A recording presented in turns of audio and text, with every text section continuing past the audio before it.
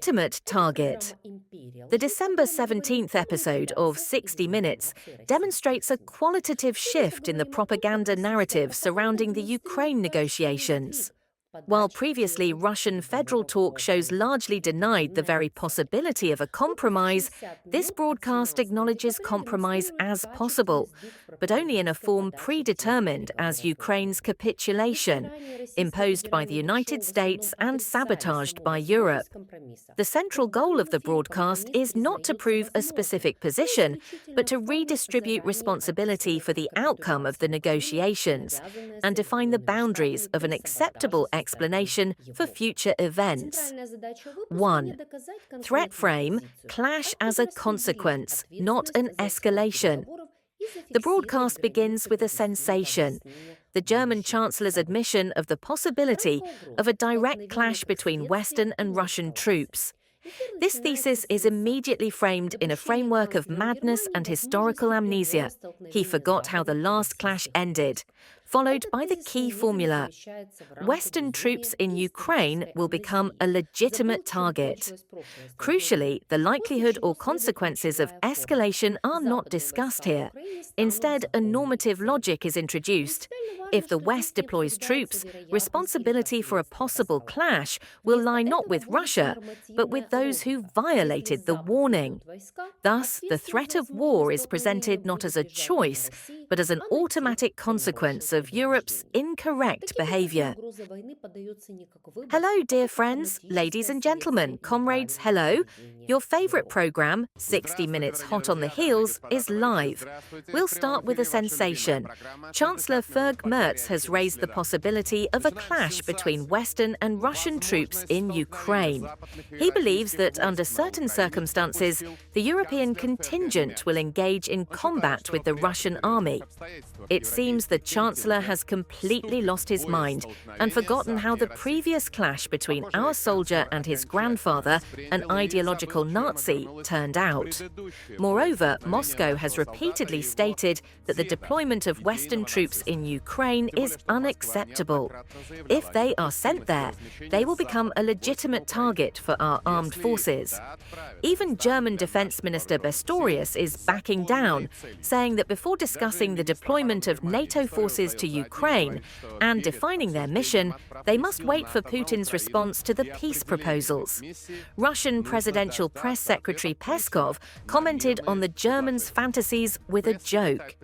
The coalition of the willing did not submit its request for troop deployment to Putin's direct line. Together with the Europeans, they continue to attempt to disrupt negotiations and stubbornly reject the idea of demilitarizing Ukraine. They demand the maintenance of a large Ukrainian armed forces force and continued Western funding for the Ukrainian army after the end of the conflict's hot phase. 2. Europe as a destroyer of peace and a false guarantor.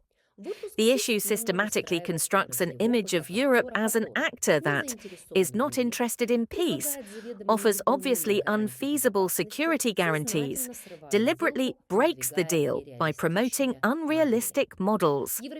European guarantees are described as declarative, legally empty, and dangerous, as they allegedly create the illusion of protection without implying actual military intervention.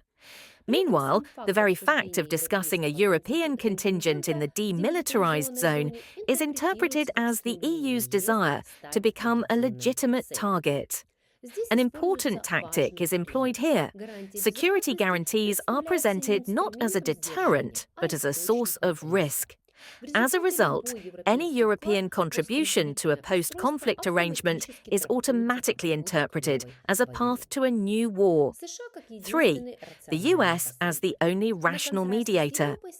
In contrast to Europe, the United States is portrayed as a pragmatic negotiator, the only actor truly understanding Moscow's position, a force capable of settling the Ukrainian issue. Particular attention is paid to Trump and his emissaries. Their competence in international affairs is emphasized, rather than their personal qualities. charisma, deal-making skills, and Putin's sympathies. Thus, diplomacy is reduced to interpersonal relationships, and the institutional mechanisms of international law are secondary. Importantly, the US is simultaneously presented as a coercive force forcing Ukraine to make concessions, and as the only chance to avoid catastrophe. This allows any outcome, both the deal and its collapse, to be interpreted in the future as a rational choice by Washington. 4. The platinum standard as a trap without guarantees. The central concept of the broadcast is the so-called platinum deal, a system of security guarantees modelled on NATO's Article 5, but without NATO. A significant portion of the broadcast is devoted to analysing how Article 5 does not imply an automatic military response, allows for symbolic forms of support, does not guarantee nuclear deterrence. This analysis serves a dual function.